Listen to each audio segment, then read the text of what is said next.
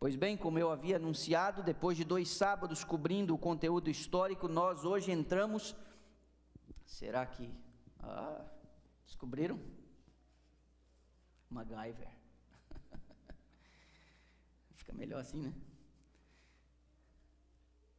Depois de 2 semanas, como eu disse, cobrindo o conteúdo histórico, nós entramos agora necessariamente no período profético, escatológico. Essa é uma parte mais sensível.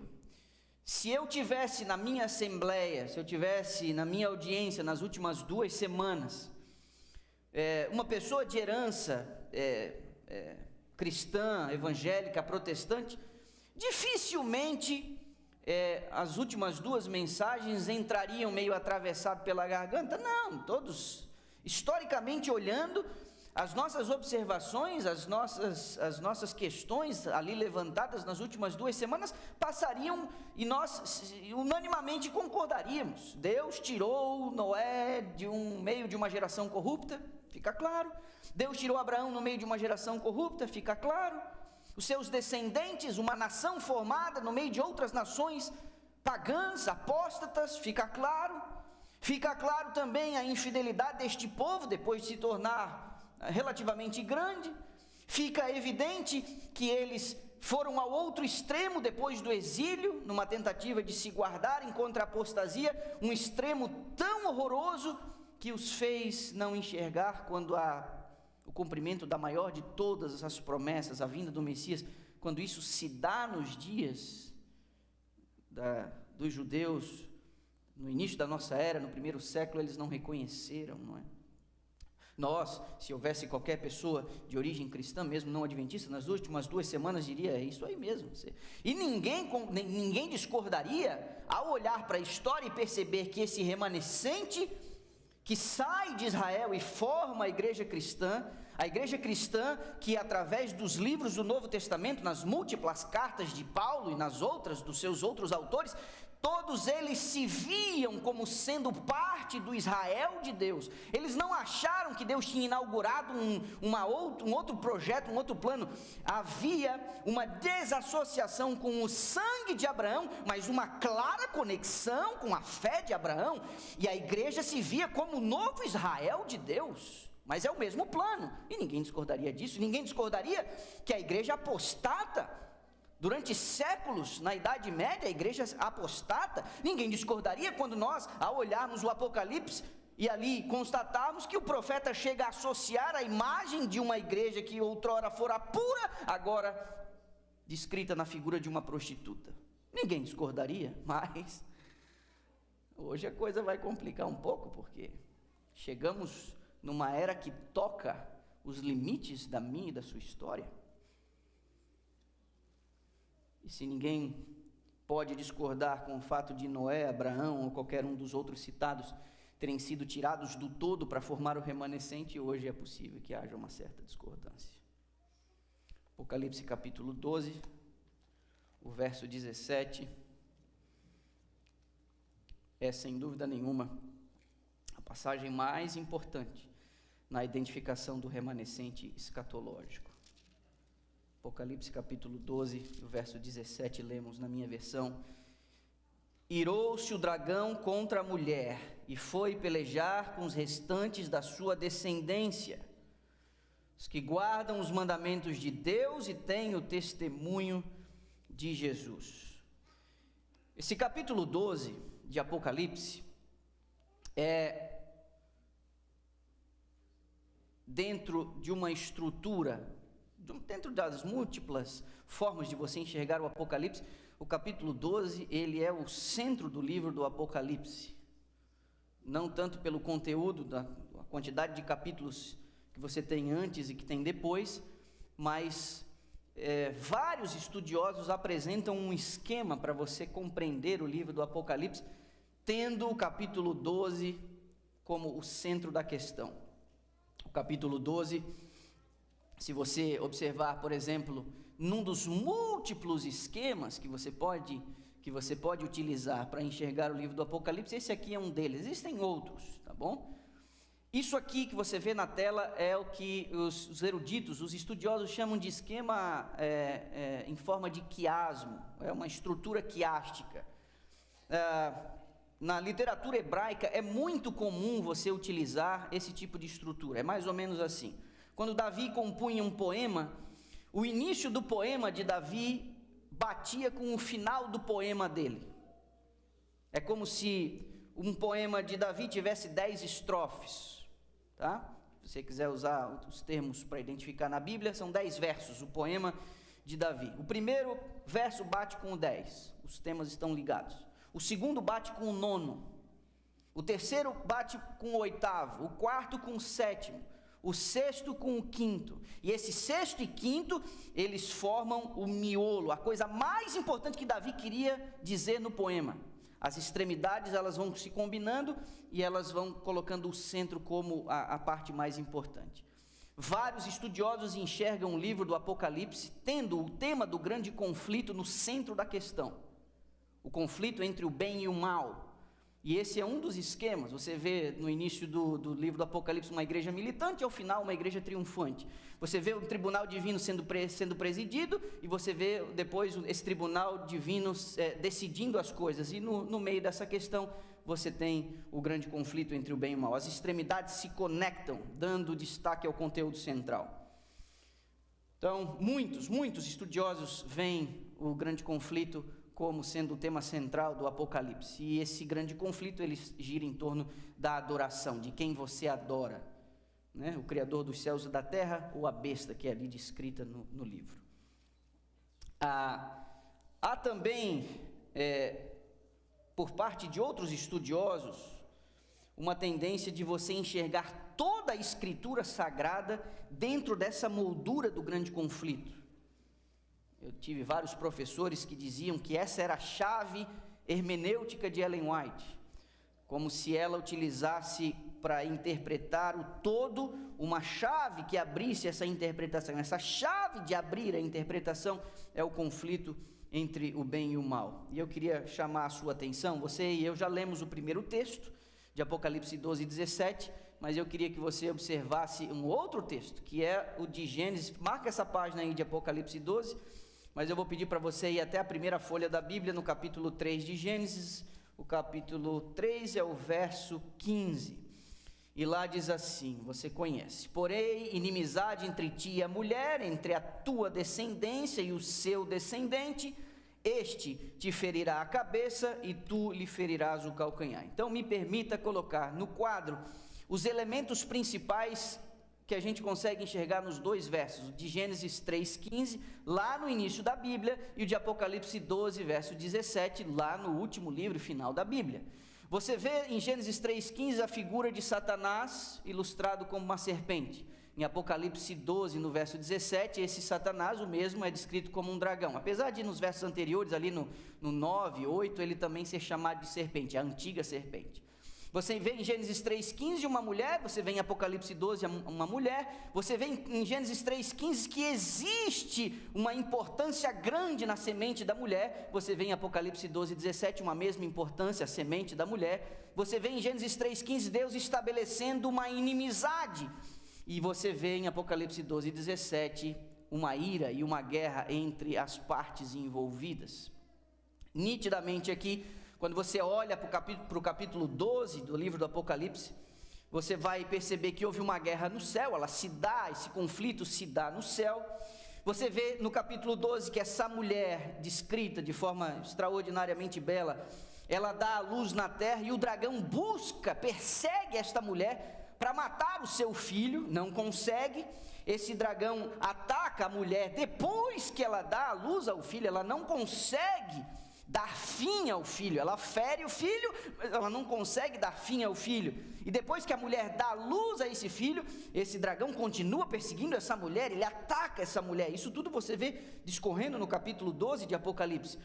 Essa mulher, por 2 vezes ela é descrita no capítulo 12, que ela foge para um lugar inabitado, para o deserto, para um lugar onde ela podia encontrar refúgio contra os ataques desse dragão. E por fim o dragão, ele quando tenta matar o filho, ou tenta dar fim ao filho e não consegue, fere, mas não consegue dar fim a ele, ataca essa mulher, ela persegue até onde ela vai.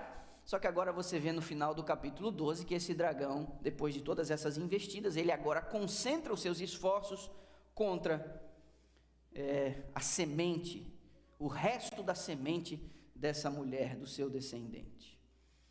Depois desse período que a mulher aparece fugindo para o deserto, essas duas vezes mencionadas, é que aparece a figura do remanescente descrito aí como o resto da sua semente. Quem é esse resto? Como identificá-lo? Essa é a nossa tarefa de hoje pela manhã. 3 elementos chaves para a gente compreender e identificar quem é o resto da semente. A primeira coisa é que este resto da semente, ele apareceria depois do período em que a mulher esteve fugida no deserto. Um teólogo adventista já falecido, chamado William Johnson, ele escreve num dos seus comentários, a visão, essa do capítulo 12, dos 1260 dias proféticos, deixa claro que é depois desse tempo que o dragão concentraria os esforços na descendência da mulher, na sua semente. 2 referências de tempo você vê aí no capítulo 12 do livro do Apocalipse. Elas descrevem o mesmo acontecimento e cobrem, portanto, o mesmo período de tempo.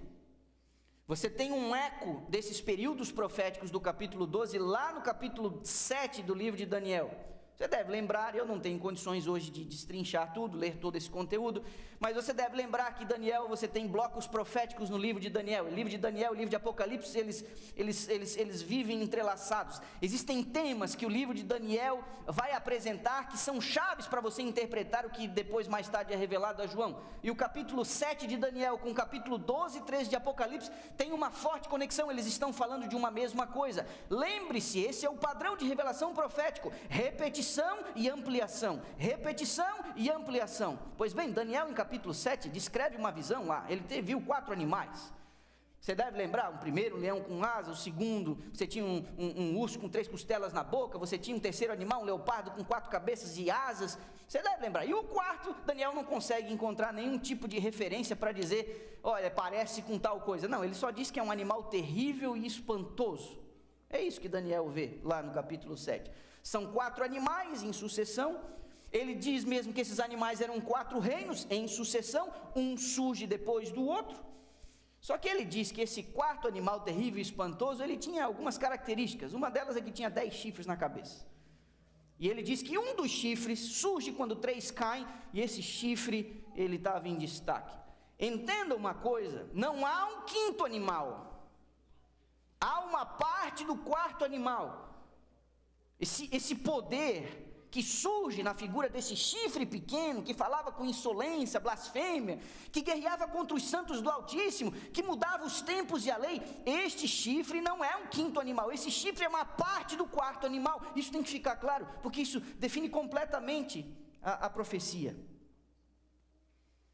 Esse quarto animal, e assim, se você observar esse quarto animal com 10 chifres, você vai ver que lá no capítulo 12, o dragão, ele também tem ali 10 chifres, uma clara conexão, onde eles estão falando da mesma coisa. O quarto animal representa Roma em sua forma pagã, e esse chifre pequeno, que surge a partir dela, representa Roma em sua forma papal.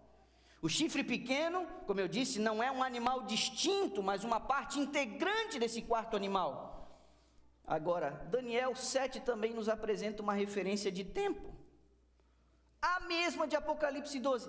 E os 2 profetas estão falando de uma mesma coisa, de um mesmo período de tempo, com linguagem diferente, eles estão se complementando. Daniel diz que é um tempo, 2 tempos e metade de um tempo. João diz que é 2 tempos, um tempo, 2 tempos e metade de um tempo. Mas há um determinado momento que João diz que são 42 meses. Não há muita discordância entre os estudiosos de que essas são formas de você se referir a um período de tempo. Um tempo vale 1 ano, 2 tempos, 2 anos, meio tempo, meio ano. 42 meses, 1260 dias, que é uma outra expressão que João usa, ou tempo, tempos e metade de um tempo, tudo isso quer dizer a mesma coisa, são 3 anos e meio proféticos, 3 anos e meio proféticos. 3 formas de você se referir ao mesmo período de tempo. Quando o dragão perseguia a mulher que dera à luz, e a quem o dragão tentou matar o seu filho, lá o dragão usou Roma pagã para tentar matar Cristo. Era uma ferramenta. Você tinha toda uma conjunção de forças que conspiravam contra o plano de Deus. Você tinha a rejeição dos judeus, mas você tinha a força do poder do Estado na figura de Roma pagã. E o dragão usa Roma pagã para tentar matar esse filho. E de fato, ele sofre uma morte, mas não permanente. O meu e o seu Senhor venceu a morte, você diz amém por isso. Só que agora, Roma, na sua forma papal, vai atacar a igreja do Senhor. Na forma pagã, mata o filho. Na forma papal, a descendência da igreja. Elementos simbólicos fazem coisas descritas simbolicamente num quadro temporal simbólico. Por isso, 3 anos e meio proféticos. Essa semana eu estava com Noah, fui com ele em algum lugar, era por volta de 9 horas da manhã, ou próximo disso, e nós colocamos ali numa estação de rádio, tinha um pastor pregando. Ele é famoso aqui da região, pastor de uma igreja grande, e ele estava fazendo uma série sobre profecia. E ele estava chamando a atenção dos seus ouvintes para a volta de Jesus. E eu achei fantástico, porque ele vai a Daniel capítulo 9 e começa a pregar sobre as 70 semanas. O Noah ficou até meio espantado, que eu falei, não acredita, eu disse, não acredita. E aí ele pega as 70 semanas, e o pastor aplica o princípio de ano para entender as 70 semanas. E eu disse, Noah, ele está usando o princípio de ano para interpretar as 70 semanas. Ele identifica a ordem, o decreto de Ciro para iniciar as 70 semanas. Ele identifica na história o surgimento do Messias, o batismo, a sua morte. Eu achei fantástico. Só que estava bom demais para ser verdade. Você sabe que a profecia das 70 semanas, o profeta Daniel pica ela em vários pedaços, né? Tem um pedaço ali no começo de 7 semanas, depois tem 62 semanas, aí vem um ungido. Aí fica uma semana profética, sobrando, que é a 70ª semana. Aí o coitado do pastor pega essa semana, ele aplica o princípio de ano, são coisas completamente conectadas, só que agora ele pega essa última semana profética das 70 de Daniel 9 e diz que isso aí é uma semana onde a igreja vai reinar soberana lá no futuro. Não dá. Ele violentou o texto bíblico. Ele pega um texto, uma sequência de tempo completamente conectada, que não pode ser desassociada, só que ele pega essa semana profética e ele joga lá para frente para um futuro distante. O fato de esse pastor ter assumido a interpretação do princípio de ano é uma evidência de que muitas pessoas sérias acabam não podendo olhar para esses períodos de tempo como períodos literais. E aqui fica importante isso para nós. Porque o remanescente apocalíptico, o remanescente escatológico, ele surge no cenário profético depois do período em que a igreja se esconde no deserto. E esse período é descrito 42 meses, tempos de metade de um tempo, 1260 dias. Isso é um período no princípio de ano que você vai conseguir perceber. 3 anos e meio proféticos são 1260 dias, 1260 dias, princípio de ano, 1260 anos. Há um consenso entre os comentaristas adventistas que o início dessa profecia dos 1260 anos se deu em 538, quando Roma, na sua força religiosa, expulsou o último poder ariano, tendo um pleno domínio, não é? Há um consenso entre nós de que esse período dos 1260 anos seu fim se dá em 1798, quando, no meio da Revolução Francesa, Napoleão Bonaparte manda um dos seus generais, o Berthier, e eles foram a Roma, prenderam o Papa, ele acabou morrendo no exílio. Mesmo que alguns possam questionar a exatidão dessas datas, não há como negar que Roma papal se consolida como um grande poder no 6º século da nossa era. Não há como negar isso. Você pode até dizer, mas esse evento de 532, não há como negar que ela se consolida como um grande poder. Você vai ver, a partir do 6º século, um poder da igreja tão grande, tão grande, tão grande, que ao se nomear alguém para assumir um trono de uma nação importante como a França ou a Inglaterra, se o Papa não fosse lá em pessoa e certificasse essa coroação, ele mesmo colocando a coroa na cabeça do monarca, ele não poderia ser considerado rei. O Estado estava prostrado diante da igreja. Isso se dá com mais força a partir do 6º século. É só você fazer as contas. Os 1260 anos proféticos, ou dias proféticos, vão nos levar ao final do capítulo 18, final do século 18, início do século 19. Embora esse quadro temporal não revele quem é o remanescente, pelo menos ele mostra quem o remanescente não é. Se o remanescente só aparece depois do período de refúgio da mulher no deserto, todas as principais igrejas da Reforma não se encaixam na profecia. Nenhuma delas. Embora pessoas dessas organizações possam fazer parte do remanescente, essas denominações, como entidades corporativas, surgiram diretamente da Reforma, que se deu no século 16 e 17, muito tarde para serem considerados o resto da sua semente. A primeira referência para você identificar o remanescente é que seria depois dos 1260 anos. E a maioria das grandes igrejas protestantes surgem antes disso, não podem se encaixar nessa referência de tempo. A identificação do remanescente, todavia, não depende dessa única característica, graças a Deus. Nosso argumento ficaria um pouco frágil, um pouco tendencioso. Surgiriam outras organizações religiosas depois desse fim dos 1260 anos. E aí você pode dizer, então se é depois dos 1260, tem outros aí que poderiam ser identificados como remanescente. Então nós vamos precisar de outras características, além da primeira, que é a referência de tempo, para identificar o remanescente no tempo do fim. E essas características existem, você deve dar glórias a Deus por isso. A segunda delas é que o resto da sua semente, no capítulo 12, verso 17 que lemos, esse resto da semente guardaria os mandamentos de Deus. Aqui, meus irmãos, vai ter um monte de gente querendo dizer o que o mandamento de Deus é e o que o mandamento de Deus não é. O mandamento de Deus pode ser um monte de coisa, mas tem uma coisa que, se você quiser ser uma pessoa séria ao analisar a Bíblia, tem uma coisa que você não vai poder excluir do que seriam os mandamentos de Deus, que são os 10. Não foi aquilo que Deus recitou, não foi aquilo que Deus ditou, não foi aquilo que Deus inspirou, foi aquilo que Deus escreveu com o seu próprio dedo. Foi aquilo que Deus mesmo escreveu com a sua caligrafia e deu a Moisés naquelas 2 tábuas. No capítulo 14, no verso 12, diz que os santos que sairiam de um conflito, eles guardariam os mandamentos de Deus e teriam a fé de Jesus. Em 1 João 2, verso 4, aquele que diz, eu o conheço, não guardo os seus mandamentos, é mentiroso, nele não está a verdade. Em Romanos 3,31 diz, anulamos agora a lei pela fé? De maneira nenhuma, antes estabelecemos a lei. Em Efésios 6,2, honra o teu pai e a tua mãe, que é o primeiro mandamento com promessa. Você vê, logicamente, a Bíblia identificando os mandamentos de Deus e fazendo uma clara referência aos 10 mandamentos, ao decálogo. O próprio Cristo, na noite em que foi traído, disse, se me amais, guardareis os meus mandamentos. É isso aqui que eu e você conseguimos ver. É claro que, incluído nos mandamentos de Deus, você também vai ter no centro dele o 4º mandamento, que é negligenciado por quase toda a totalidade do mundo cristão. Meus irmãos, independente da sinceridade das pessoas, a Bíblia é clara. O 7º dia, não o primeiro, não o segundo, não aquele que você acha que pode ser e que melhor se encaixa no teu esquema de vida. Não, a Bíblia diz, o 7º dia é o sábado do Senhor teu Deus, Êxodo 20, verso 10.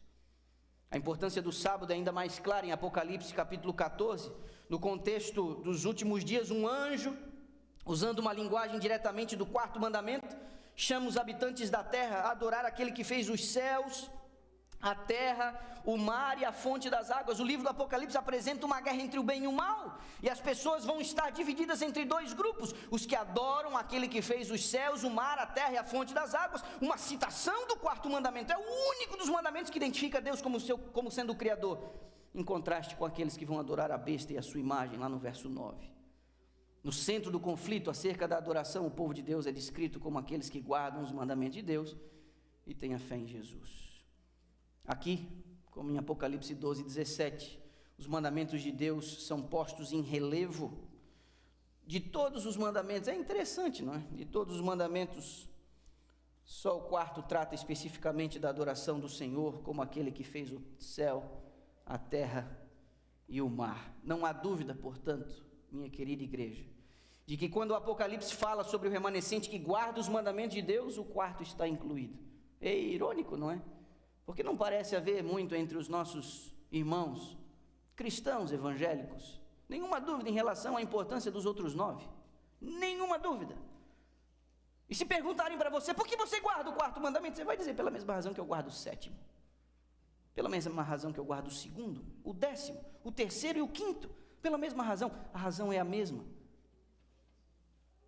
A questão é que o sábado distingue, apresenta Deus, apresenta as credenciais de Deus, apresenta a jurisdição de Deus, apresenta as prerrogativas de Deus. É esse quarto mandamento, por isso ele tem tanta relevância. Segunda marca distintiva do remanescente, se a primeira marca, né, do remanescente, sendo depois dos 1260 dias, pode ainda manter dentro das opções algumas igrejas, a segunda marca, ela elimina a vasta maioria daqueles que não foram eliminadas na primeira. Muitas denominações religiosas, como os pentecostais, os mormons, testemunhas de Jeová e outras, apareceram depois dos 1260 anos, mas todas elas rejeitam o quarto mandamento, seja não guardando nenhum dia, ou seja guardando o dia errado. Os mandamentos de Deus devem incluir o sábado do 7º dia. Portanto, o resto da sua semente, além de surgir no final do século XVIII, início do século XIX, será também guardador do sábado do 7º dia. Assim como a segunda característica, as opções para sabermos quem é o remanescente ficam muito limitadas. Felizmente, resta ainda uma terceira característica, um terceiro traço distintivo que abre caminho para uma identificação mais clara de quem é o remanescente. Isso pode ser um problema para muitas pessoas. Eu já devo ter mencionado para você, quando eu fazia a faculdade, você tem alguns estágios durante o período da faculdade de teologia, um deles do evangelismo. No 3º ano, você vai para um determinado lugar e você participa de uma campanha evangelística. Eu me lembro quando chegava o momento de estudar com as pessoas alguns temas, eu ficava ruim na véspera. O medo de eu apresentar a verdade para as pessoas e as pessoas rejeitarem. O medo de eu dizer, é isso que a Bíblia está dizendo, e a pessoa olhar para mim e dizer, eu não quero mais estudar. Esse era o medo que eu tinha. É o medo que muitos de nós temos, o medo de falar aquilo que de fato é o que a Bíblia apresenta e que nos distingue. É difícil ser diferente. Eu passava mal. Meu pai, há um pouco mais de 35 anos atrás, eu imagino, já está indo aí para 36, 37 anos atrás, quando ele começou a receber estudos bíblicos, a pessoa que começou a estudar com ele percebeu que ele já tinha lido muito, e aí esse camarada pediu um reforço para um instrutor bíblico um pouquinho mais experiente. E esse instrutor bíblico durante meses foi estudando com meu pai, vários os temas. Você sabe como é que funciona isso, né? Foi dando aqueles estudos bíblicos. Na medida em que os estudos iam avançando, esse instrutor bíblico foi dando uns livros para o meu pai ler. De uma mesma autora, foi dando uns livros ali, meu pai foi lendo os livros. Só que quando foi para estudar um determinado tema sobre o dom profético, esse instrutor bíblico que tinha experiência, chamou um mais experiente que ele. Porque na vivência desse instrutor bíblico, que estudava muito com as pessoas, esse era um ponto em que as pessoas esbarravam e as pessoas travavam. Não, isso aí já... não é? Então ele chama um instrutor mais experiente, com uma abordagem um pouco mais elaborada, para estudar esse tema com o meu pai. E aí, quando o homem dá o estudo bíblico, para surpresa de todo mundo, meu pai falou, eu sabia que estava faltando alguma coisa, agora eu sei o que é isso aí. Não era possível, era isso aí que estava faltando. Terceira característica do remanescente, ele surge depois dos 1260 anos de supremacia papal, do chifre pequeno. A segunda característica do remanescente é que esse remanescente guardaria os mandamentos de Deus. E a terceira característica do remanescente é que ele teria o testemunho de Jesus. É o testemunho de Jesus Cristo. Os estudiosos da Bíblia, eles discordam sobre se o testemunho de Jesus Cristo significa, primeira opção deles, o testemunho geral da igreja cristã a respeito de Jesus, o testemunho que os cristãos dão, ou, segunda opção, que o testemunho é o testemunho que o próprio Jesus dá através do dom profético. A gente vai precisar entender isso, porque essa é a terceira característica que o capítulo 12 de Apocalipse oferece para identificar o remanescente no tempo do fim, o resto da sua semente. Lá em Lucas capítulo 7, verso 28, Jesus, em algum momento, se referindo ao primo João Batista, ele diz assim, ó: eu vos digo, dentre os nascidos de mulher, ninguém é maior do que João, mas o menor no reino de Deus é maior do que ele. Quando Jesus disse que ninguém foi maior do que João Batista, Jesus estava incluindo Jeremias, Isaías, Elias, Moisés. Ele falou, dos profetas ninguém maior, e esses caras tudo já tinham vivido. Até depois pode até ter surgido alguém, mas antes Jesus está falando, não, nascido de mulher não houve ninguém maior, nem Jeremias, nem Isaías, nem Elias, nem Moisés. Seja qual for a razão pela qual Jesus, ele exalta a posição de João, há uma diferença importante entre todos os outros profetas, ou entre uma boa parte dos profetas. Primeiro, não é preciso você ter um livro na Bíblia compondo os 66, o cânon sagrado, para você ser considerado profeta, porque Jesus viu a figura de João Batista como um profeta, e João Batista não tem nenhuma linha escrita aí na sua Bíblia. Segundo, para você ser reconhecido como um grande profeta, você também não precisa ter nada escrito. Profeta e grande profeta, ele colocou João como um grande profeta. Aí tem uma lista de profetas na Bíblia que não escreveram nada. Tinha um braço direito de Moisés, de Davi aí, que era o tal do Natã, profeta, não tem nada escrito dele na Bíblia, não tem um livro chamado o livro do profeta Natã. Tem outros. Elias, olha, Elias, você para pensar que nós dividimos o Antigo Testamento entre a lei e os profetas, e quem é a figura que representa a lei no Antigo Testamento?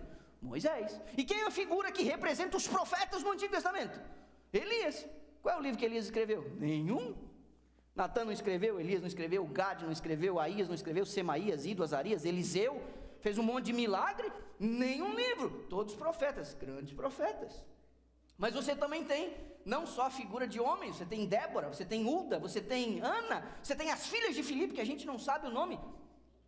Fantástico. As escrituras revelam que o Senhor não só usou profetas que não tiveram nenhum manuscrito seu preservado ou incluído na Bíblia, mas que alguns desses profetas ainda eram mulheres. Algo culturalmente extremamente estranho. Deus fez isso. Muita gente sincera, muita gente séria, crê que não há mais necessidade do dom profético desde a formação da Bíblia. Tudo que a gente precisa está aqui. Mas aí a gente fica com uma certa dificuldade.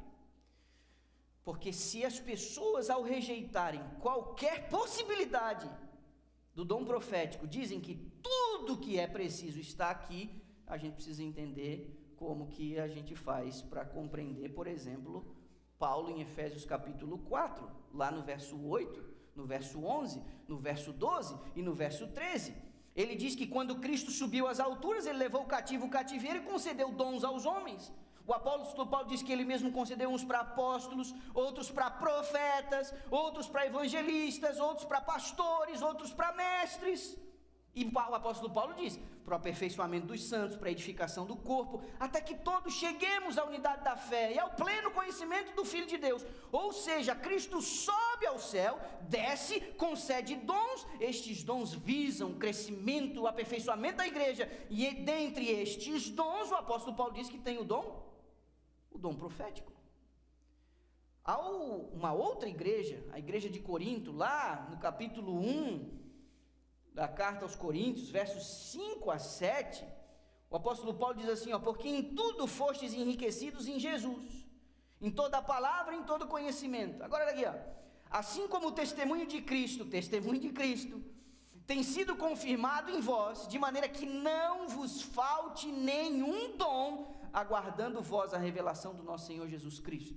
O apóstolo Paulo diz que Deus concedeu dons aos homens, dentre os dons o dom profético. E agora a igreja de Corinto, ele fala assim, até vocês verem Jesus voltar, não vai faltar nenhum dom. Por que alguém poderia dizer que esse já não vale mais? Biblicamente a gente não tem como apoiar a ideia. Só que eu vou um pouquinho mais fundo agora. O próprio Jesus, quando ele vai falar do tempo do fim, ele fala com as pessoas. Quando fica sós com os discípulos, sentam ali com ele, os discípulos, e dizem, mas quando é que isso aí vai acontecer? Aí você tem o sermão profético de Mateus 24, vocês já me viram falar disso aqui outras vezes. Lá em Mateus 24, Jesus falou, e levantar-se-ão muitos falsos profetas, e enganarão a muitos. Vede que vos tenho dito, estou avisando, vai surgir falso profeta. Olha para mim aqui, meu irmão.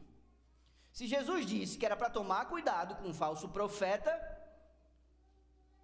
é porque o quê? É porque tem que ter o verdadeiro. Eu já falei para vocês, você não seria passado para trás com uma nota de $3, por uma simples razão, porque essa nota não existe.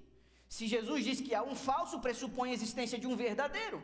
Senão ele teria dito, se vier algum profeta aí, rejeita, tá? Já não vou mandar mais nenhum, daqui para frente não vai ter mais não. Ele teria dito isso. Desse modo, o que é esse testemunho de Jesus? Eu não respondi a pergunta ainda. Eu apenas disse para você que Jesus se referiu a João como grande profeta e ele não escreveu nada. Outros grandes fizeram grandes coisas e não escreveram nada. Mulheres foram usadas. Jesus disse que poderia ter falso, isso implica o verdadeiro. Paulo disse que não faltaria nenhum dom. E esse dom está na lista dos dons que seria concedido à igreja. Então eu vou pedir para você, agora, ler comigo o verso 10 do capítulo 19. A característica do remanescente é que ele viria depois dos 1260 dias proféticos, que ele guardaria os mandamentos de Deus e que ele teria o quê? Teria o testemunho de Jesus. Pois lá em Apocalipse 19:10 o que João diz? Prostrei-me ante os seus pés para adorá-lo. Ele porém me disse, o anjo, né? Vê, não faças isso, sou conservo teu e dos teus irmãos. O anjo está falando para ele, que mantém o testemunho de Jesus. Adora a Deus, pois o testemunho de Jesus é que diz aí? Espírito de profecia. Ou seja, olhe para mim, meu irmão, a igreja remanescente, escatológica, ela viria depois de um período de perseguição, de supremacia desse poder.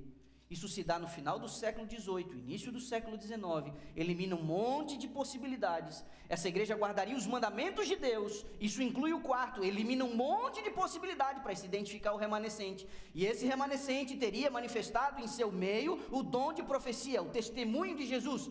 Isso também deve eliminar um monte de possibilidade. Mas eu trouxe para você, desculpa, está bem pequeno, ó. Eu achei que poderia ficar melhor. Dá para ler direito? Dá para ler? Dá, né? Ok. Eu queria que você observasse o verso 10 do capítulo 19 de Apocalipse, em comparação com Apocalipse 22, verso 8 e 9. Eu coloquei em linhas, porque você vai ver que existe um paralelo entre esses dois textos. Apocalipse 19, 10 diz que ele se prostrou ante os seus pés para adorá-lo. João se prostra diante do anjo. Lá em Apocalipse 22, prostrei-me ante aos pés do anjo que me mostrou essas coisas, para adorá-lo. Só que daí no verso 10 do capítulo 19, o anjo diz assim para ele, porém me disse, lá no 22, ele me disse, quem? O anjo. E aí você vê no 19:10, vê, não faças isso, eu sou conservo teu. Lá no capítulo 22 o anjo diz a mesma coisa, não me adore, eu sou conservo teu. O anjo não pode receber adoração. Aí você vê que o anjo diz, eu sou conservo teu e dos teus irmãos que mantêm o testemunho de Jesus. Só que lá no 22 ele fala, sou conservo teu e dos teus irmãos, o que diz ali? Os profetas. Ou seja, o testemunho de Jesus citado em Apocalipse 12:17 é uma referência ao dom profético. 19:10 diz que o testemunho de Jesus é o espírito de profecia. E quando você coloca essas duas passagens, não tem como negar que o testemunho de Jesus, ou aqueles que têm o testemunho de Jesus, são os profetas. A igreja remanescente no tempo do fim, primeiro, ela surgiria depois de um período de grande perseguição. Estou repetindo, é a didática. Segundo, guardaria os mandamentos de Deus. Terceiro, teria manifestado em seu meio o dom de profecia. Tem dois teólogos não adventistas, um chamado J.P. Schaeffer e um outro muito famoso chamado F.F. Bruce. Muitos livros de comentários de F.F. Bruce tem por aí. Eles concordam a dizer que o judaísmo pós-bíblico usava a expressão espírito de profecia para representar o espírito de Yahweh que desce sobre esse ou aquele profeta. Ou seja, espírito de profecia é exatamente a manifestação do poder de Deus sobre alguém que Deus queria usar como profeta. Eles chegaram a essa conclusão. Assim, de novo, o remanescente surgiria no final do século XVIII, início do século XIX, guardaria todos os mandamentos de Deus, incluindo o sábado, e teria manifestado em seu meio o espírito de profecia. Essas são três características para você identificar o remanescente no tempo do fim. É um pouco difícil e é necessário a gente gastar um tempo com isso, por quê? Porque quando você olha a história, o passado remoto, fica mais simples você conseguir identificar os remanescentes que nós já citamos nos últimos 2 sábados. É fácil você identificar que Noé foi remanescente no meio daquela confusão toda. Ele tinha a verdade presente, ele tinha a mensagem profética. Deus vai destruir o planeta com água, entrem no barco. Fica claro e mais simples para eu e você identificarmos o remanescente que vem logo depois, na figura de Abraão. Deus tira Abraão dentro da sua casa, porque o paganismo já tinha alcançado a casa do seu pai. Deus faz um chamado para ele: em ti serão benditas todas as nações. Não é difícil a gente ficar identificando esses remanescentes, essa parte que Deus tira do todo, mas quando chega pertinho de nós, mas quando toca a nossa realidade, aí já fica um pouco mais complicado, e aí Deus dá características mais distintas. Não tem o nome da igreja em Apocalipse 12:17, mas tem as suas características, as características que a definem, são essas 3. Os adventistas do 7º dia reconhecem na pessoa de Ellen White a manifestação do dom de profecia. Mas mesmo entre os adventistas sempre houve uma resistência em relação a esse tema. Nenhuma novidade, não deveria nos assustar, que nem mesmo em nosso meio haveria resistência em relação à compreensão disso, ou reconhecimento do dom manifestado nessa senhora. Os profetas normalmente eram resistidos, ignorados, violentados, perseguidos, acusados, mortos. Em todas as épocas, ouço que vou lhe dizer, a voz profética tem sido uma medida extrema da parte de Deus para orientar, corrigir e proteger o seu povo. Você lembra no passado? Lá, nas palavras do sábio Salomão, não havendo profecia, o povo se corrompe. Há um outro momento: crede no Senhor vosso Deus, estareis seguros, crede nos seus profetas e prosperareis. Esse é um padrão. Sempre em momentos cruciais, Deus levantou alguém com o dom de profecia para orientar, corrigir e proteger o seu povo. Olhe para mim, vamos usar um raciocínio claro e simples aqui. O apóstolo Paulo diz que não faltaria nenhum dom.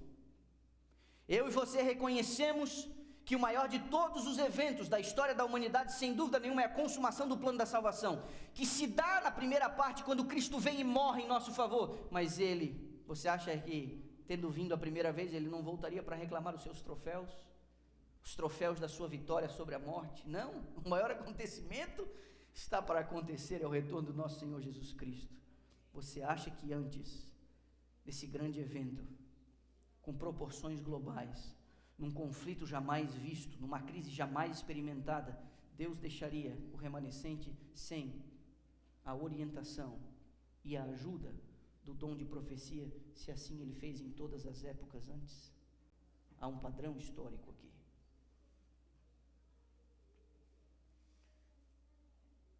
Se Ellen White cumpre as especificações bíblicas a ponto de ser considerada uma profetisa, eu não tenho tempo de passar com você os testes de como é que faz para saber se um profeta é verdadeiro ou é falso. Mas tem vários testes, a Bíblia diz para submeter a esses testes, predições se cumprem, os frutos, se fala de acordo com a lei, né? Vários testes, se reconhece a figura de Jesus Cristo como um Deus encarnado, vários testes. Se não passar nesses testes, rejeita, anátema, mentira. Eu não tenho condições de fazer esses testes aqui com vocês hoje. Mas a partir do que ela escreveu, não nos resta muitas alternativas. Ou essa mulher era uma falsária, inspirada pelo demônio, uma louca desvairada, ou de fato ela manifestou o dom de profecia. Ela afirmou nos seus escritos ter sido levada em visão a outros mundos, falou com os habitantes de outros mundos. Ou essa mulher perdeu a lucidez, ou ela recebeu uma revelação especial não vista desde os tempos apostólicos. Não há meio termo, não há meio termo. Você não tem como olhar ela apenas como uma senhora simpática que gostava de criança e comia pipoca no sábado à noite. Ou ela de fato é o que disse ser, ou você pode colocar ela na prateleira dos loucos ou dos falsários. C.S. Lewis, um autor famoso, disse alguma coisa a respeito da figura de Jesus, nessa questão de se você pode considerar Jesus Como que você pode considerar Jesus? E C.S. Lewis, até num tom de desabafo, falou: não me venha com essa história de que Jesus é apenas um mestre da moral, um homem de espírito elevado. Ele não deixou essa alternativa para você considerar ele como sendo um homem apenas de espírito elevado. Aí C.S. Lewis usa os seguintes termos: um homem que dissesse as coisas que Jesus disse não seria um grande mestre da moral, seria um lunático, no mesmo grau de alguém que pretendesse ser um ovo cozido, ou então o diabo em pessoa. Faça a sua escolha: ou esse homem era e é o Filho de Deus, ou não passa de um louco ou coisa pior. Você pode querer calá-lo por ser um louco, pode cuspir nele e matá-lo como um demônio, ou pode prostrar-se a seus pés e chamá-lo de Senhor e Deus. Mas ele não deixou margem para você achar que ele era apenas um homem, um mestre da moral, de espírito evoluído. Ele falou que ele era Deus. Ele disse que ninguém podia ir ao Pai senão por ele. Ele disse que se você olhasse para ele, você estava olhando para Deus. Então ele não é um homem comum, é um louco? Ou ele é o que ele disse que era? Ellen White nos deixa as mesmas opções. Ou ela era uma enganadora, que estava a praticar um dos maiores enganos espirituais desde os óculos mágicos de Joseph Smith, usado para traduzir as placas de ouro, onde foi feita a composição do Livro dos Mormons, ou ela descreveu o que de forma sobrenatural lhe foi revelado. Quanto a isso, eu vou dizer, eu não tenho muito o que falar. Você vai ter que ler os seus escritos e você vai ter que depurar os seus escritos através das escrituras sagradas. É estranho, porque ao longo desses quase 20 anos de ministério eu tenho visto muitas pessoas rejeitarem o dom profético de Ellen White sem terem tido contato com o seu conteúdo, rejeitando o que não sabem, ou quem sabe ouvindo de segunda mão uma ou outra declaração fora de contexto para dizer: está vendo, isso aí não faz o menor sentido. Leia, e que passe pelo crivo da tua compreensão das escrituras. Você tem que tirar suas próprias conclusões. Não está nas minhas notas, mas eu vou abrir um parêntese. Alguns anos atrás a igreja contratou um advogado, não adventista, para responder uma acusação de plágio que a senhora White estava sofrendo. Ela já estava morta, falecida. Acho que isso foi no final da década de 70, início da década de 80, se a minha memória não me trai. Esse advogado, porque especialmente o livro Desejado de Todas as Nações e o livro Grande Conflito, você tem muitas citações de autores históricos do Desejado de Todas as Nações, pessoas que fizeram seus comentários, as suas considerações em relação à figura de Jesus. E no livro Grande Conflito, especialmente um autor francês chamado D'Aubigné, que ali escreveu uma série de coisas no período da Reforma, a senhora White usou essas fontes para compor os seus livros.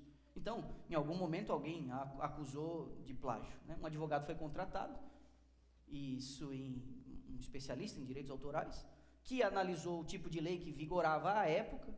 Só que o mais incrível foi as conclusões que esse homem teve depois de ler os seus escritos, não só aqueles que estavam sob o escrutínio do processo, mas para entender ela como uma autora como um todo.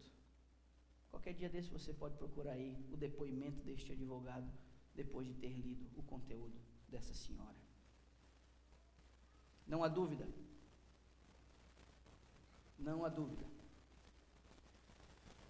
de que ou ela recebeu uma revelação especial de Deus, ou nós estamos falando de uma senhora doente da cabeça. Ela disse no livro Primeiros Escritos, páginas 181, 182, referindo-se ao que ela escrevia, que as coisas delas ou trazem a aprovação de Deus ou de Satanás. Não tem meio termo. Não há dúvida de que alguns têm usado seus escritos fora do contexto para provar pontos com os quais nem ela mesma concordaria se estivesse viva. Não há dúvida de que todos os que estão em qualquer lado, de qualquer discussão, seja sobre a natureza de Cristo ou qualquer outro tema, amontoam citações dos seus escritos para provar suas posições. Não há dúvida de que os seus escritos têm sido usados para repreender as pessoas de um jeito sem a mínima sensibilidade, a ponto das pessoas quase não suportar o que ela escreve. Não há dúvida de que alguns exaltam os seus escritos a um ponto que já fizeram com que muitos os pusessem de lado, devido às falsas expectativas e às noções erradas da inspiração dela. Também não há dúvida de que alguns tiram as doutrinas de Ellen White e não da Bíblia. Não há dúvida de que para alguns ela é a autoridade máxima em tudo, deixando inclusive as escrituras um pouco de lado, e ignorando o que ela mesma diz sobre o livro sagrado em comparação com os seus testemunhos. Não há dúvida de que os seus escritos têm sido mal usados, violentados e distorcidos de muitas maneiras, mas nenhum desses problemas deveria diminuir a importância do dom. Essa especificação tripla de como identificar o remanescente no tempo do fim coloca o dom de profecia em destaque. E aí você pode se perguntar nessa manhã: como é que um movimento perturbado às vezes por tanta dissensão, e eu vou dizer para você, nos últimos meses, quem sabe os últimos 2 ou 3 anos, eu nunca vi tanto problema, eu nunca vi tanta briga, eu nunca vi tanta discussão, eu nunca vi tanta perturbação. Como é que um movimento como esse, com tanta confusão e tantos conflitos, poderia ser considerado como um movimento remanescente da profecia? Pode uma igreja fria, morta, adormecida, ser o remanescente? Pode uma igreja cheia de legalismo, de mundanismo, de divórcio, adultério, mau comportamento sexual ser considerado remanescente? Pode uma igreja que não vive segundo os padrões que o Senhor lhe deu, ou que faz desses padrões a sua única religião, que discute um monte de doutrina e bate boca na internet? Pode um corpo manchado pela corrupção, que negligencia a orientação profética, e que tem alguns membros que defendem tantas heresias, pode um movimento assim ser considerado um movimento remanescente? Eu respondo para você de boca cheia: pode, tanto quanto Israel o pôde no passado. Isso não deveria ser um consolo para nós, isso deveria nos encher de vergonha e preocupação. Infelizmente, o comportamento do remanescente ao longo da história nem sempre refletiu o ideal de Deus. Durante mais de 2000 anos, Israel permaneceu remanescente de Deus, apesar de ser culpado de todos os pecados possíveis debaixo do sol.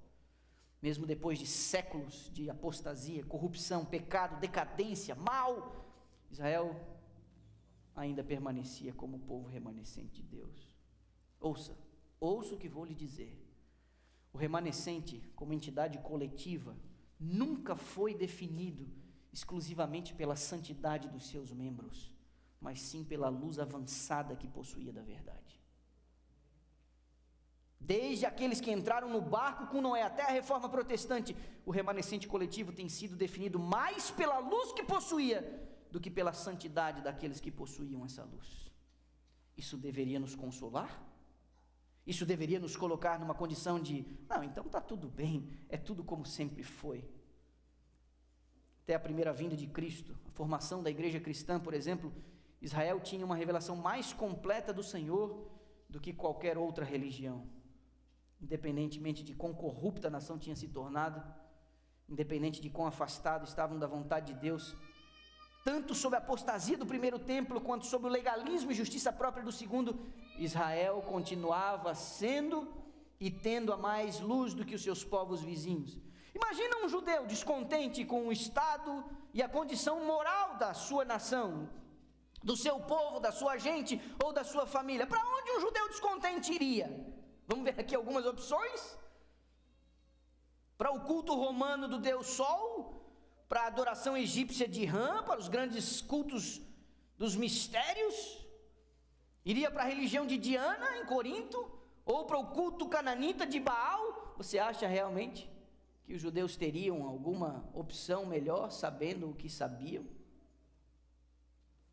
Mesmo quando muitos membros da nossa igreja não estão a seguir essa luz, também não o faziam em Israel. Mesmo que algumas verdades não estejam a santificar os nossos irmãos da igreja, o mesmo se passava em Israel. Mesmo essas verdades não sendo apreciadas, o mesmo acontecia em Israel. Mesmo que os maus inconversos deem margem a sermos acusados, envergonhados, o mesmo se deu em Israel. Independente do nosso estado lastimoso em que se encontra a igreja, onde vamos encontrar uma coerência doutrinária que satisfaça os anseios do nosso coração depois da gente saber o que a gente sabe. Você admitiria cultuar a Deus no meio de pessoas que falam em línguas, por exemplo? Tendo tido a compreensão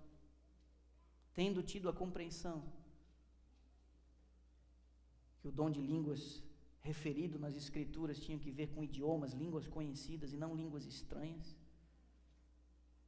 Mesmo tendo a compreensão de, no capítulo 14 de 1 Coríntios, Paulo dizer, se não tiver quem interprete, é melhor ninguém falar nada. Não tem como você falar o que ninguém entende.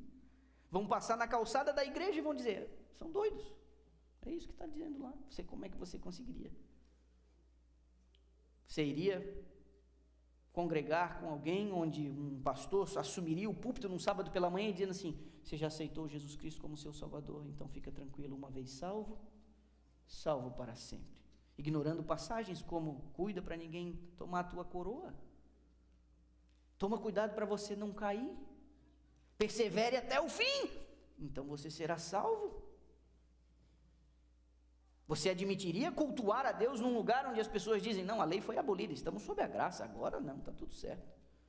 Jesus morreu e a lei não precisa mais ser guardada. Ora, se a lei pudesse ser alterada, se uma emenda constitucional pudesse ser adicionada ao decálogo, você acha mesmo que Deus teria sacrificado seu filho? Não, ele teria dito, não, vamos mudar isso aqui, deixar para lá. E teria feito isso no Éden, já só uma fruta, né? Vamos fazer de novo? Não, então deixa para lá, vamos continuar daqui. Finge que não aconteceu. Vai comer? Não vai não, né, Adão? Não vai não, né? Então, vamos... Não, a lei não pode ser alterada. Essa é a razão pela qual Cristo desceu, pela subversão em torno da lei de Deus. No céu, no Éden, ao longo da história, anule a lei e você tira a relevância do sacrifício de Jesus. Como você admitiria? Se unir a um movimento em que a noção da lei ela é completamente extinta. Arrebatamento secreto. Há quem diga por aí que Jesus Cristo já voltou em 1914. Reino milenial. Grande engano, quase irresistível. A doutrina do reino milenial, a doutrina de que o milênio é um período em que a igreja vai reinar soberana na terra, ela pavimenta a compreensão dos nossos irmãos cristãos evangélicos para receberem o pior de todos os enganos, que é a aparição do anticristo, dizendo, eu agora vou reunir e organizar o mundo em torno do amor. O anticristo vai aparecer e vai dizer, esse grupo insistente, teimoso, chato, tem atraído o juízo e a ira divina. Não, isso foi mudado. Ele instala o reino milenial. Satanás está pavimentando a estrada para a aparição do anticristo dele mesmo, na figura falsa de Jesus Cristo. E assim também é com a doutrina do espiritismo, a compreensão do estado do homem na morte. O como você diria para alguém que recebe a visita de um parente morto dizendo, a lei foi mudada, agora é para guardar é o domingo. Como você contradiz um fenômeno como esse? Um adventista descontente vai para onde?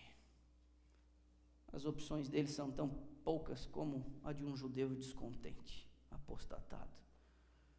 Um adventista apostatado, ele não consegue quase ir para lugar nenhum. Ele vai viver à toa, mas ele não consegue congregar mais, levando a religião a sério em qualquer outro lugar. Por quê? Porque no fundo ele sabe.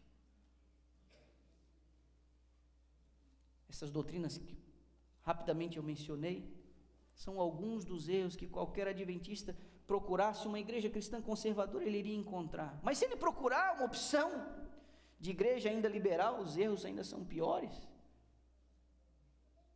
O liberalismo teológico hoje em dia tem dado margem a absurdos tão grandes, que eu temo onde isso vai parar.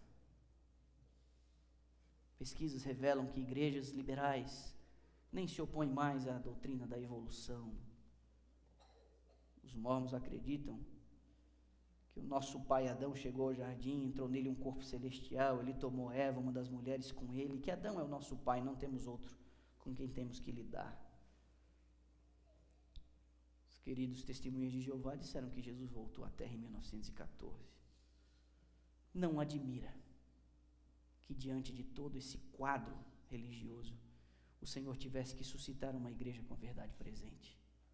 Uma comunidade que pregasse a doutrina pura. É uma doutrina nossa? A doutrina que o remanescente prega, as verdades que ele defende, é uma doutrina nossa? Nós inventamos isso? Nós inventamos isso? Nenhuma delas, absolutamente nenhuma delas, tem origem em um corpo de pioneiros que sentou para estudar as Escrituras. Apenas um resgate de doutrinas antigas, elementares, algumas delas que reportam inclusive ao paraíso, ao Éden. Sábado é da criação, as leis de saúde em relação à criação, a lei de Deus em relação à criação, muitas destas coisas precedem os judeus. Estamos resgatando aquilo que havia perdido. Esse sempre foi o papel do remanescente. Sábado, lei de Deus, criação, santuário celestial, mensagem de saúde, ela é muito importante. Serva do Senhor, inclusive, diz que é um braço direito na pregação das 3 mensagens angélicas, é a nossa única doutrina, que é confirmada, por isso que as pessoas chamam de ciência, a noção do grande conflito entre o bem e o mal, e acima de tudo o advento do Messias. Israel anunciou o primeiro, os adventistas do 7º dia como ninguém tem anunciado o segundo advento. O nome que foi escolhido para nos definir como movimento, que está ali na fachada do prédio, esse nome leva consigo a identidade do que eu e você cremos. Adventistas, cremos no advento do nosso Senhor. Do 7º dia, porque não há ninguém que tenha defendido a validade do mandamento de Deus, e por trás do mandamento do sábado, você tem um chamado para adorar aquele que fez os céus, o mar e a fonte das águas. É evidente que outras igrejas possuem algumas dessas doutrinas, mas nenhuma igreja possui as perspectivas mais avançadas que o adventismo tem relativamente a elas. Soa tão pretensioso, não é? Mas são essas verdades, juntamente com outras distintas, claras, bíblicas e sincronizadas com o tempo presente, que dão ao adventismo seu estatuto de remanescente. Tal como estas e outras verdades, no seu contexto antigo, fizeram com Israel. Eu preciso concluir. E essas minhas conclusões parecem tão perigosas, não é? Vejam quão exclusivista se tornou o antigo Israel. Israel acreditava que só eles, os israelitas, seriam salvos. Pensavam que só eles eram os receptores do amor de Deus e ninguém estava ao alcance desse amor. Eles nem tocavam, eles não abraçavam alguém que não era judeu, porque essas pessoas eram consideradas imundas. A igreja precisou passar por um detox no início, na sua formação, para quebrar as barreiras entre judeus e gentios. Eles se isolaram, se tornaram tão exclusivistas, ficaram tão prisioneiros das suas próprias crenças e tradições, achavam que eram melhores e mais santas do que qualquer outro povo, e devido ao seu chamado exaltado, tratavam as outras religiões com desdém. Todas essas observações são verdadeiras, mas não invalidam um fato crucial: Israel continuava tendo a verdade. A má postura não tirou deles a identidade de remanescente. A infidelidade não tirou deles a identidade de remanescente. Abra um parênteses aqui e digo para você: somos cobrados na proporção da luz que recebemos. Os privilégios que Israel teve os colocarão numa posição de extremo constrangimento no dia do juízo. O mesmo se dá comigo e com você, adventista do 7º dia. Embora alguns adventistas se tornem orgulhosos, se portem com ar de superioridade, se tornem exclusivistas devido à sua posição como remanescente, ou o chamado profético da mesma, esses problemas não invalidam essa posição do chamado profético. O mau uso, ou a má postura, ou uma postura inadequada, eu posso dizer a você, é lastimável, mas não altera o fato de tais verdades serem verdades. Na verdade, ao contrário do antigo Israel, a Igreja Adventista do Sétimo Dia nunca ensinou seus membros que são os únicos a serem salvos, ou que só eles são os filhos de Deus. Não. Existem declarações oficiais, os documentos da igreja. Se você observar no livro Nisto Cremos, página 148, quando vai tratar do tema do remanescente, abre as considerações dizendo: a igreja universal é composta por todos aqueles que verdadeiramente acreditam em Cristo. Não há exclusividade da salvação, mas não há como negar um chamado profético, não há como negar uma responsabilidade que foi colocada sobre um povo antes da volta de Cristo. Não há como negar. Uma outra obra do livro Questões sobre Doutrina, acreditamos que a profecia de Apocalipse 12:17 aponta para a experiência e obra da Igreja Adventista do Sétimo Dia, mas não acreditamos que só nós constituímos os verdadeiros filhos de Deus, que somos os únicos cristãos verdadeiros que existem na terra hoje. Acreditamos que Deus tem uma multidão de seguidores sinceros, fiéis e verdadeiros, presentes em todas as comunidades cristãs. Todas. Alguns anos atrás, quando eu lia o livro Grande Conflito, me deparei com um texto, extraordinário texto. O Sr. White diz assim: no capítulo 18 do Apocalipse, o povo de Deus é convidado a sair de Babilônia. De acordo com essa passagem, muitos do povo de Deus ainda devem estar em Babilônia. E em que corporações religiosas se encontrará hoje a maior parte dos seguidores de Cristo? Ela pergunta. Sem dúvida, nas várias igrejas que professam a fé protestante. Você está vendo? Você está vendo? Olhe para mim aqui, adventista. Primeiro, nós não somos uma igreja para a gente se ocupar no final de semana. Nós não somos um clubão de final de semana. Nós não somos mais uma igreja porque todo mundo precisa de uma. Não. Às vezes a gente se comporta assim. Às vezes a gente se comporta como se nós não tivéssemos responsabilidade alguma com o que acontece aqui. Nós administramos a nossa vida, os nossos recursos, o nosso tempo, como se a igreja fosse um lugar onde as pessoas estão lá para me servir. Isso é um erro. Nós estamos vivendo um momento tão delicado, e isso se dá por uma má compreensão de quem nós somos e o porquê nós estamos aqui. Quando eu ainda era aluno do pastor Alberto Tim, ele escreveu um artigo no inverno de 2001 para a revista Adventista no Brasil, e o título do artigo é: podemos ser ainda considerados o povo da Bíblia? E ele associa um grande problema para a igreja e uma estratégia de Satanás, que os membros não consigam explicar porque creem naquilo que creem, rasos doutrinariamente. Eu sei que às vezes é complicado a gente explicar algumas coisas,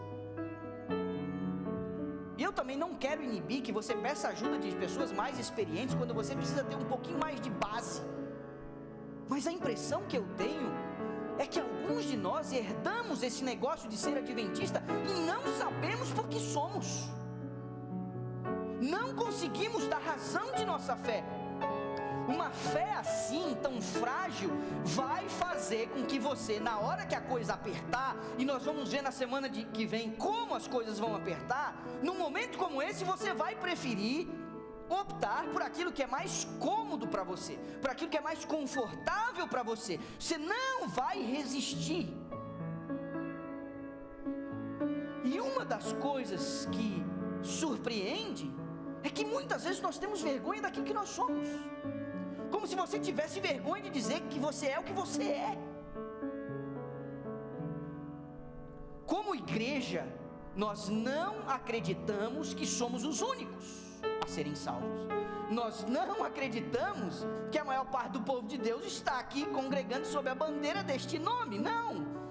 A própria revelação profética, que é um item que nos distingue como remanescente, diz: não, a maior parte do povo de Deus está aí espalhado nas várias corporações religiosas. E é por isso que Deus, antes da volta de Cristo, vai dizer: sai dela, povo meu, sai dela, povo meu. Deus tem um povo. Só que antes de Deus conseguir congregar o seu povo, Ele chamou um grupo do todo e disse: vou dar algo especial para vocês. Esse algo especial para vocês não é para vocês encherem o peito, andarem aí com ar de superioridade, dizendo: eu sou o remanescente. Não, eu vou dar esse algo especial para vocês, porque para eu fazer o chamado para o meu povo que está espalhado, eu tenho que usar alguém para proclamar essa mensagem. Você aceita? É por isso que a mensagem do adventismo chegou antes em você. Ela não chegou antes em você para apenas você ser salvo. A mensagem do adventismo chegou antes em você para você anunciar essa mensagem para que outros sejam salvos. Não há razão pela qual Deus tenha chamado você antes dos demais, a não ser para querer usar você. Eu pergunto: o nosso comportamento como igreja reflete de fato a expectativa de Deus em relação à postura do remanescente diante do tempo que nós estamos vivendo? Tem coisas que me chateiam, algumas delas me ferem. Não é de hoje, não é de agora, é desde sempre. O meu coração de pastor tem coisas que ele não compreende. Tem coisas que ele não compreende. Às vezes eu fico me perguntando: Senhor, por quê? Por que o Senhor me chamou? Por que o Senhor deu essa mensagem para pregar? Por quê? Porque eu não poderia ser apenas um membro de igreja. Por que o Senhor queria que eu fosse um pastor? Porque ao acumular anos exercendo o ministério pastoral, eu fico me perguntando: quanta diferença eu fiz nesses quase 20 anos? Quanta diferença eu fiz? O quanto dos sermões são ouvidos? O quanto dos sermões viram de fato alguma decisão prática? O quanto do sermão que ouviram no sábado vira alguma coisa durante a semana? Às vezes eu tenho a impressão que eu estou falando e falando e falando, e eu só estou falando, e parece não adiantar. Esse é o sermão 215 aqui. Quantas coisas já foram ditas? Mas essa não é uma agonia minha, isso é uma agonia dos meus colegas. Quando eu converso com os meus colegas, a gente se pergunta, a gente se questiona: para quê? Para quê? Quão efetiva tem sido a nossa contribuição? Essa igreja surge no final de um período horroroso de perseguição. Esse tempo define, é depois desse período que o remanescente viria. É depois desse período quando o dragão concentraria os seus esforços não somente contra a mulher, mas contra o resto da sua semente. O dragão está aí, a figura de Satanás, a antiga serpente, usando as suas confederações, as bestas, os espíritos imundos. Ele está aí, para todo lado. Mas a profecia diz que ele concentra o seu esforço especial com o resto da semente da mulher, porque ele sabe que o resto da semente da mulher, ele sabe, ali está a chave para o último convite de advertência ao mundo, um mundo que ele quer ver perdido. É este restante da descendência da mulher que Deus quer usar para ajudar o mundo a decidir a quem você vai adorar: aquele que fez os céus, o mar, a terra e a fonte das águas, ou a besta e a sua imagem. O mundo estará dividido entre dois polos, não haverá neutralidade. Não tem máscara no queixo. Hoje dividiram aí a humanidade entre os que usam máscara e os que não usam máscara, os que vacinaram e os que não vacinaram. Nesse último conflito entre o bem e o mal, não tem como você tapear, tomar só uma dose ou botar a máscara no queixo, quando alguém olhar você pega e levanta a máscara. Não é assim. No último conflito entre o bem e o mal, o mundo vai estar dividido entre dois grupos: os que adoram a Deus e os que adoram a besta. Os que honram a Deus, o Criador dos céus e da terra, e aqueles que por conveniência vão flexibilizar os seus valores e princípios para instalar um mundo de paz. Adventista do sétimo dia, esse não é um movimento qualquer. O Senhor fez com que a verdade presente se destacasse com tanta clareza tão distintamente, como fez em outras épocas. Por isso que é difícil você honrar a fé que você professa. Por isso você se sente um peixe fora d'água no meio dos seus amigos. Porque Deus nos fez diferentes.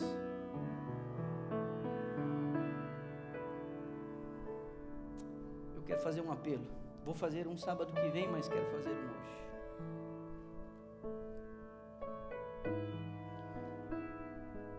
Não temos dúvida de que Deus tem seus fiéis em todas as corporações religiosas, como já vimos. Essa não é a questão. A questão é que nenhuma outra comunidade religiosa tem a perspectiva da verdade presente que o Adventismo tem. Os batistas não têm, os testemunhas de Jeová não têm, os episcopais não têm, os assembleanos não têm, cientologia não tem, os católicos romanos não têm, os metodistas, os monges, os mormons, eles não têm. Se alguém que procura a verdade puder encontrar uma igreja que cumpra as especificações do remanescente de Apocalipse 12:17, eu digo a você, se filie a essa igreja, você vai precisar dela, porque o tempo está acabando. Meu apelo para você essa manhã: que tal se você fizesse um pacto consigo mesmo hoje, pedindo a Deus que você possa desenvolver uma experiência real com Jesus Cristo, uma experiência tão real com Jesus Cristo, que você descubra qual será o seu papel, qual será a sua missão antes do retorno do seu Senhor. Não é apenas você sobreviver espiritualmente, é você ser útil no plano que Deus tem. Não é você apenas chegar aos trancos e barrancos ao final da sua vida e dizer: eu consegui chegar até o final fiel. Não. Deus tem um negócio para você fazer. Você não gostaria de hoje pela manhã dizer a Deus: Senhor, diz para mim como o Senhor quer me usar? Porque se essa verdade chegou antes para mim, é porque o Senhor tem um plano para mim.